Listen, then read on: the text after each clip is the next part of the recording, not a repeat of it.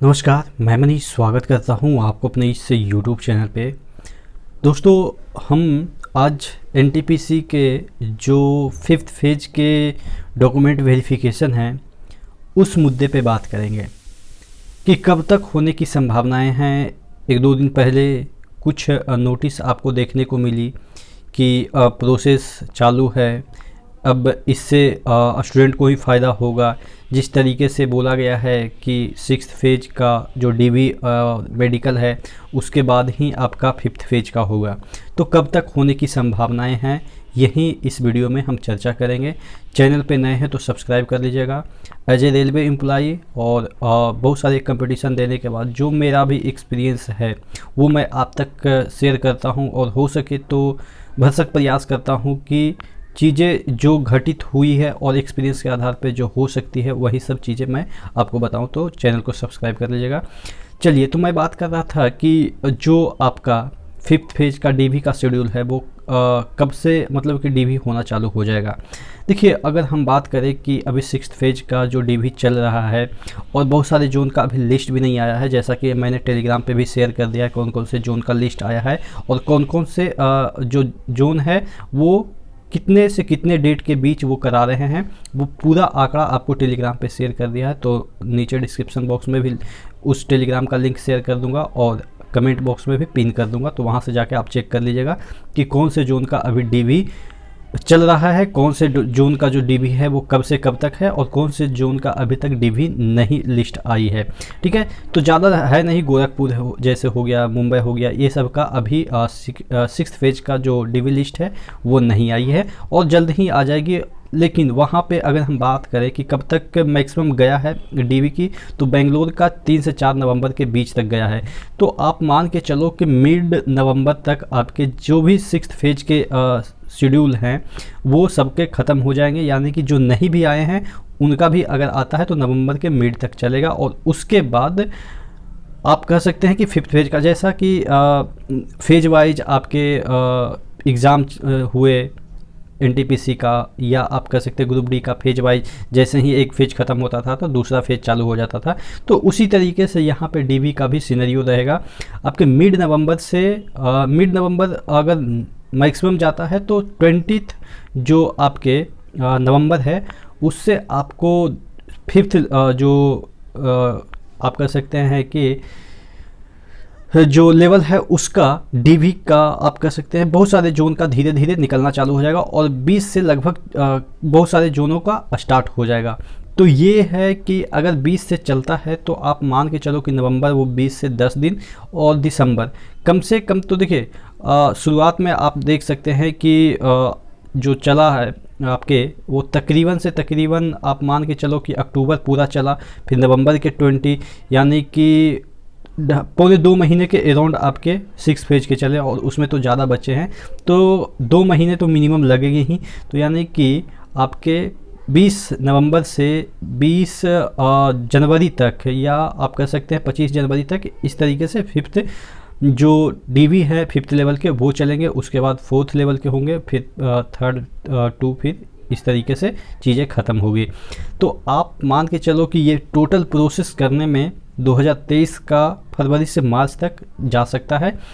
कोई बात नहीं, ये चीज़ें आपके दिमाग में सेट हो गई कि इतना दिनों तक ये चीज़ें चलेगी, तो आप उसके अकॉर्डिंग अगर आप सेलेक्ट हैं और आपको लगता है कि अब पढ़ने की ज़रूरत ही नहीं है, अब इसी जॉब में ही ज़िंदगी काटनी है, तो कोई दिक्कत नहीं, एंजॉय कीजिए लाइफ का। क्योंकि मैं समझता हूँ कि अगर आदमी को ये श्योर हो जाता है कि मेरा जॉब हो गया है और ज्वाइनिंग नहीं हुआ है, तो ये दोनों फेज रहता ना, इस बीच का जो फेज वो सबसे इंजॉयबल होता है।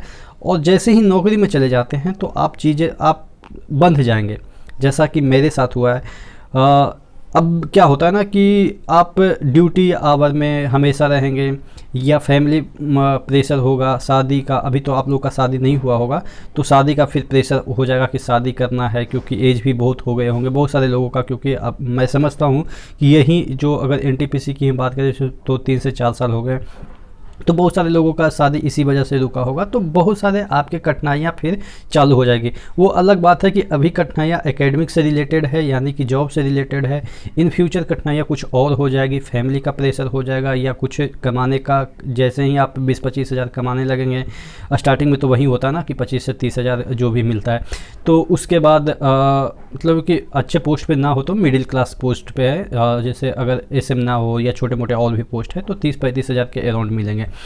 तो वही मैं बोल रहा हूँ कि चीज़ें आपके लिए, देखिए ज़िंदगी ऐसी चीज़ है ना कि जो कि लगता है कि हम ये कर लेंगे तो उसके बाद ज़िंदगी मतलब कि पूर्ण हो गई, अब सिर्फ और सिर्फ लाइफ में एंजॉय होता है।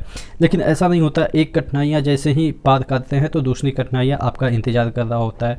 जैसे ही आप इस फेज़ से, जो एकेडमिक फेज है या आप कह सकते हैं प्रिपरेशन फेज है, या जो आप कैंडिडेट बन के जाते हैं, एक शहर से दूसरे शहर भटकते हैं, एग्ज़ाम देते हैं, प्लेटफॉर्म पे सोते हैं, तो ये भी एक कठिनाइयाँ हैं जो कि आदमी फेस करता है। उसके बाद जब सेकंड फेज में चला जाता है, जब आपके पास रिस्पॉन्सिबिलिटी हो जाती है, अब आपको किताब से लगाव नहीं, अब सिर्फ नौकरी देखना है, घर की जिम्मेदारियाँ देखना है, तो वो अलग परेशानियाँ चालू हो जाती है। क्योंकि देखिए अभी तक आपने में से बहुत सारे लोग जो हैं वो उस परेशानी को नहीं झेले होंगे जो कि एक आपके पिताजी झेले होंगे। तो अब उस फेज में अब आपको जाना है तो आपके लिए नया चैलेंज होगा। तो यही मैं कह रहा हूँ कि ठीक है, अगर आपको लगता है कि अब हमसे नहीं पढ़ाई होगा तो इस फेज को एंजॉय कीजिए, यानी कि अभी जब डीबी हो जाएगा ज्वाइनिंग, या इस फेज को एंजॉय कीजिए। उसके बाद ऑब्वियस है आपके नंबर तो पता ही होंगे कि 95-96 है, तो ऑब्वियस है हो ही जाएगा जिस तरीके से कट ऑफ आए हैं।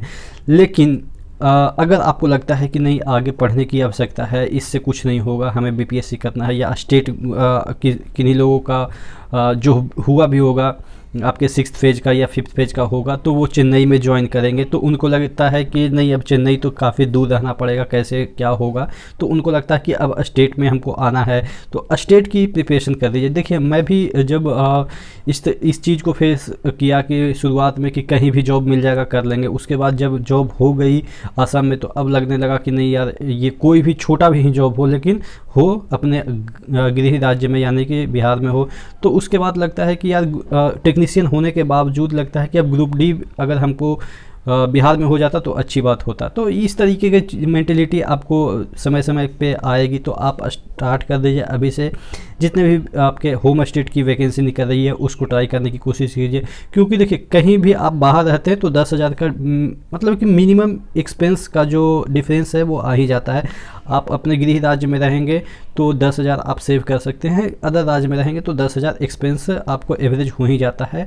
ये सिर्फ कहने का है कि यहाँ भी खर्चा होगा वहाँ भी खर्चा होगा। देखिए अपने परिवार के साथ रहेंगे तो आपको लगता है कि मतलब कि उसमें क्या होता है ना, परिवार के साथ रहने से आपको हेल्प मिल जाता है, लोगों का हेल्प मिल जाता है, जिससे कि क्या हो जाता है कि कुछ एक्सपेंस कम हो जाते हैं। लेकिन जब बाहर रहेंगे तो आप सब चीज़ खुद ब खुद करना पड़ेगा, तो आपको पैसे वहाँ पे ज़्यादा लगेंगे, ये बाद में आप रियलाइज़ करेंगे।